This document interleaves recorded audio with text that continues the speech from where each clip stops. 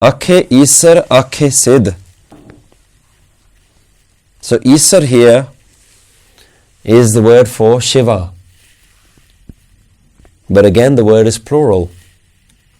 Akhe Isar, Akhe Sid, Akhe Kete Kite Buddh. So these Shivas and all these great saints, the Siddhs, the Sadhus, these are also describing the greatness of the one divine being. And the Kete Kite Buddh, the many created Buddhas, all of them. There's not just one Buddha, there are multiple Buddhas.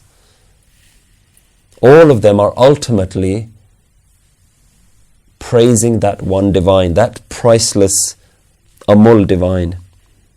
So this is not saying that we have to now go and follow the teachings of all of these different beings. One of the mistakes that people make within a spiritual path is that they don't commit to one particular path. They simply borrow and get tasters from every single path. But every path is valid if you commit to it. If you follow that path wholly and truly, you will get to the end destination. But if you're always jumping around, then you never really understand any particular path. You often find people who say, I used to be a Sufi, now I'm a Buddhist, but I really like Sikhi as well.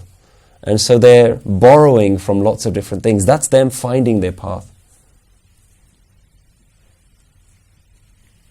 But Guruji says the ones that have heard the message of the Guru and have stuck with one message, they say, Manne mag na chale panth. They do not go, the ones who have accepted the Guru's way, do not go from one path to another path. Manne mag na chale panth. Manne taram seti sanbandh. They are fixed now on the path of taram. Once they've understand the truth, then they stick with that truth. Then the rituals and the ceremonies and the rules and regulations of the individual paths don't become so important because you've used them as a tool to bypass them.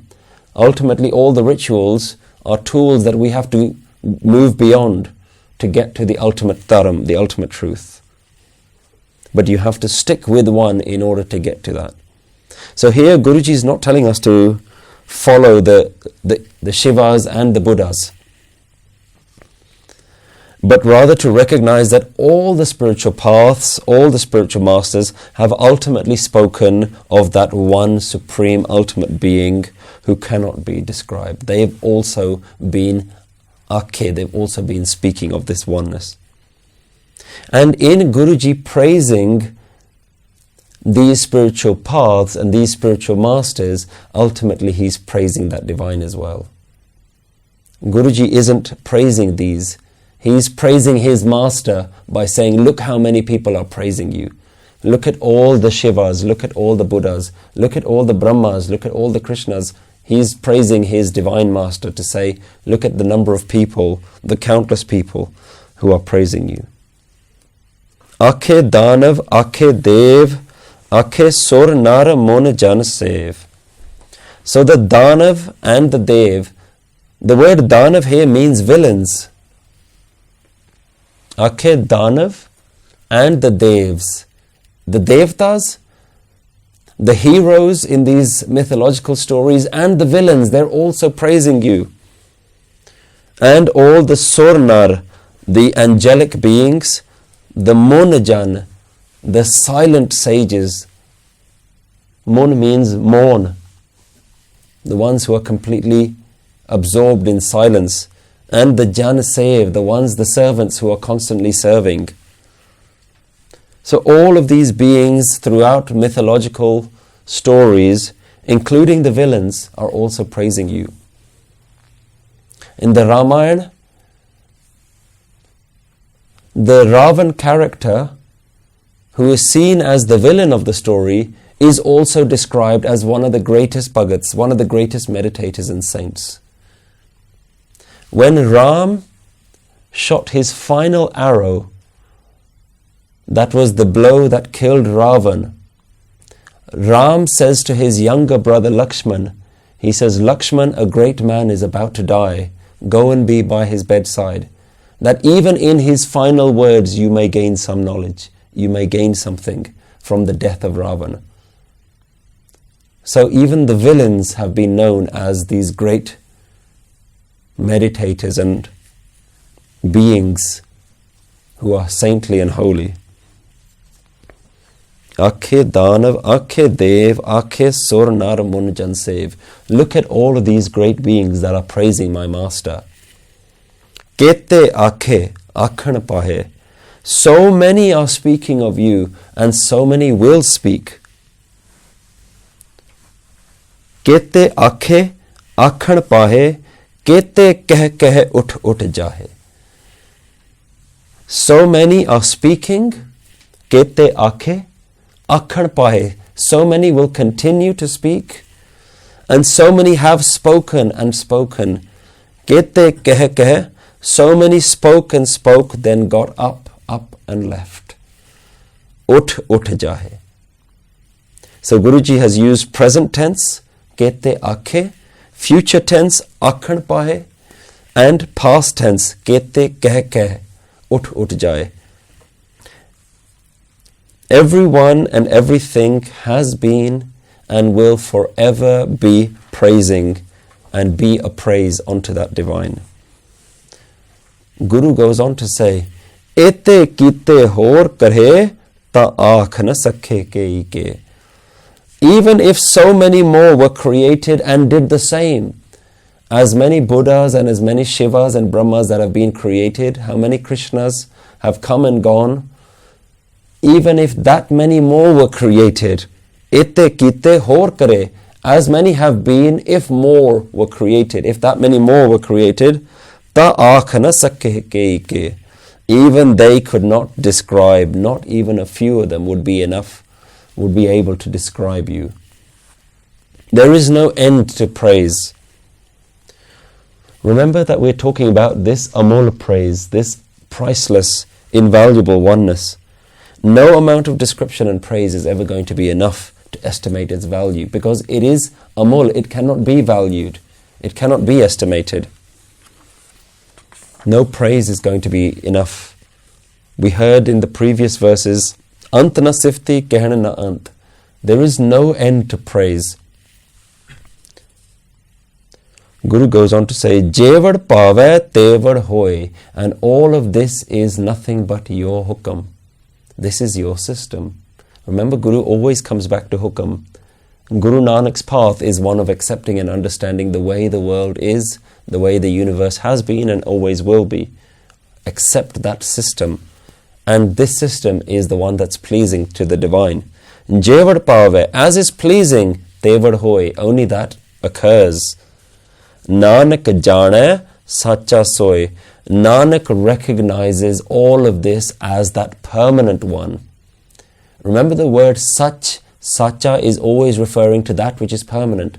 So even though Guru has talked about now all the Devi Devte, all the mythological gods, Guruji is actually talking about the Sach within them all, that which is permanent, because those gods aren't here anymore. Their stories have come and gone. But Guru says, I'm not interested in their stories. Nanak jane, Nanak knows the truth behind all of them. That permanent oneness that is in everything and everyone. Nanak jane sacha soy. Nanak says this is something permanent inside them, and that one only knows itself.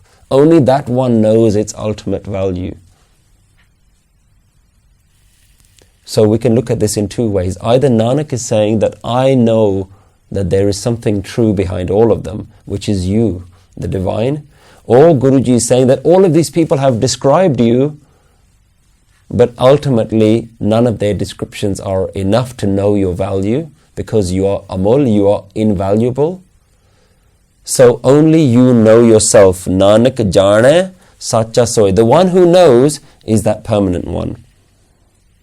Only that invaluable divine knows its own value. Jeko akhe bol vigad, ta likhiya sir gavara gavar. So the word here, Jeko Akhe, if one were to speak Bol Vigard. Bol Vigard are two words, not one word, and it means useless speech. Bol Vigard, that thing that is said that is completely useless.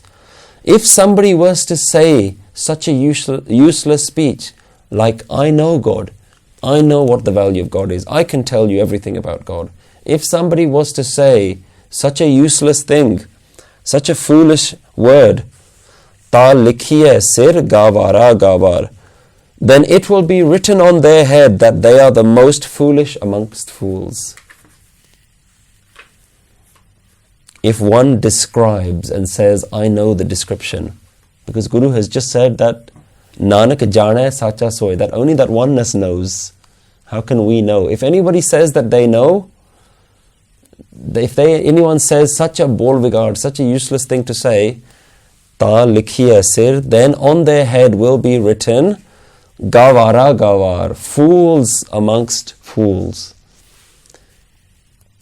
Another way to translate this, a slight variation on this last line, ta likhiye sir gavara gavar, is that then their name is written as the chief amongst fools. Either it is written on their head, sir can mean that on their head is written that they are a fool amongst fools, or the sir can mean that they are the head of all the fools. They are the chief. They are the jathedar of all the fools. Ta likhiye sir, then their name is written down as the chief of fools amongst fools. Gavara gavar. That of all the gavara, this is the head gavara, the head fool, the chief fool, the supreme fool. So what's the most foolish thing that you can say about the divine? And it's simply this: I know everything about God. That alone is the most foolish thing that can be said. As soon as you think you know everything, that's when you're the biggest fool. That's when you don't know anything. See, you might have had some divine experiences, you might have read a lot of books, you might know a lot of knowledge, you might have even tasted the divine experience, you might have experienced a lot of depth in your meditation. But understand that what you have tasted is like tasting a single grain of sand and then saying, I know the entire beach of all the grains of sand in the world. I know all of them because I've tasted this one. It's the tip of the iceberg. Whatever you know is nothing more than the tip of the iceberg. If you think of an iceberg, they say an iceberg floating on the sea, the large mass of ice that you can see is always 10%. The other 90% is underwater. So even though what you can see looks so grand and huge, what you can't see is the 90%. So much more left for you that you haven't been able to explore. And because we experience things in meditation, because we have personal understandings and experiences, those things are so overpowering, those things are so useful to us, they've had such significance in our lives that we think this is the most important thing. That our experience is the one that is better than anyone else's. And because we think that, we think we know something. But remember this line, that you will be the king of fools. Remember yourself as always the king of fools, then you will never have the audacity to say that I know. Remember, Guruji is always talking about the system of the divine. Right in the beginning when Guru was talking about hukam, Nanak hukam je bujhe, tahom main kehna koi. If you really understood, you wouldn't talk about your own greatness. You wouldn't talk about how much you know. Because once you understand what you're talking about, then it's not about you, then it's about that divine. So if you really understood anything, you'd keep quiet.